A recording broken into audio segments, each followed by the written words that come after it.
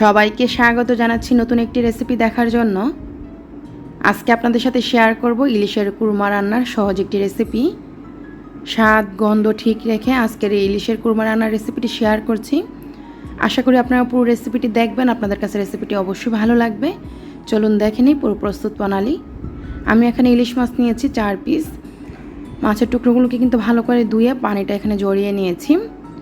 এখন আমি এই কুরমা রান্নার জন্য একটা ব্লেন্ডারের জারে নিয়ে নিচ্ছি 4 টেবিল চামচ টক দই, নিয়ে নিচ্ছে এখানে 15-16টি কাজু বাদাম, তারপর নিয়ে নিচ্ছে এখানে কাঁচামরিচ 6টি। তো কাঁচামরিচটা আপনাদের পছন্দ মতো, ঝালটা যেরকম পছন্দ করেন তেমনই দিবেন। দিয়ে দিলাম এখানে 4 টেবিল চামচ পেঁয়াজ বেরেস্তা। এখন জারের মুখটা লাগিয়ে ব্লেন্ড করে নিচ্ছি সব কিছু একত্রে। আমি একদম মিহি করে ব্লেন্ড করে নিয়েছি। আমাদের এখানে এই মিশ্রণটা তৈরি। এখন এই মিশ্রণটাকে আমি একটা বাটিতে নিয়ে নিচ্ছি, আর মিশ্রণটা ঠিক এরকম হবে।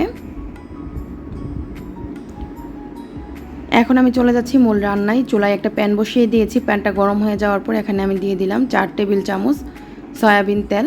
তেল গরম হয়ে যাওয়ার পর দিয়ে দিচ্ছি এখানে পেঁয়াজ বাটা। আমি এখানে পেঁয়াজ বাটা প্রায় 5 টেবিল চামচের মতো দিয়েছি। পেঁয়াজ বাটাকে ভেজে নিচ্ছি কাঁচা গন্ধটা দূর হয়ে যাওয়া পর্যন্ত। মিনিট খানিক ভেজে নেওয়ার পর যখন পেঁয়াজের কাঁচা গন্ধটা দূর হয়ে গিয়েছে, আমি যে মিশ্রণটা তৈরি করে রেখেছিলাম দই, পেঁয়াজ, কাঁচামরিচ আর কাজু বাদামের, এই মিশ্রণটা দিয়ে দিলাম। তো মিশ্রণটা দেওয়ার পর আবারও কিছুক্ষণ ভেজে নিচ্ছি কাঁচা গন্ধটা যেন দূর হয়ে যায়।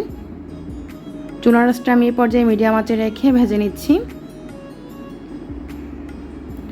কিছুক্ষণ ভেজে নেওয়ার পর যখন কাঁচা গন্ধটা দূর হয়ে গিয়েছে, তখন আমি দিয়ে দিব এখানে পরিমাণ মতো লবণ, দিয়ে দিচ্ছি এখানে আধা চা চামচ মরিচ গুঁড়া।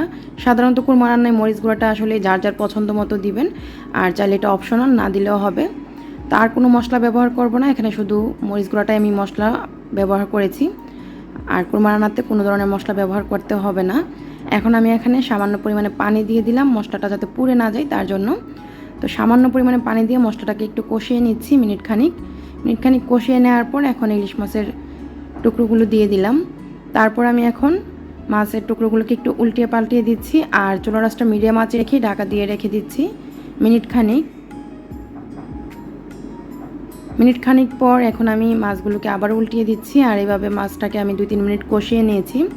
এখন আমি এখানে আগে থেকেই জাল করা লিকুইড দুধ দিয়ে দিচ্ছি। এখানে মেজারমেন্ট কাপে 1 কাপ। দুধটা কিন্তু অবশ্যই আগে থেকে জাল করে নিতে হবে, কাঁচা দুধ ব্যবহার করা যাবে না এই কুরমা রান্নাতে।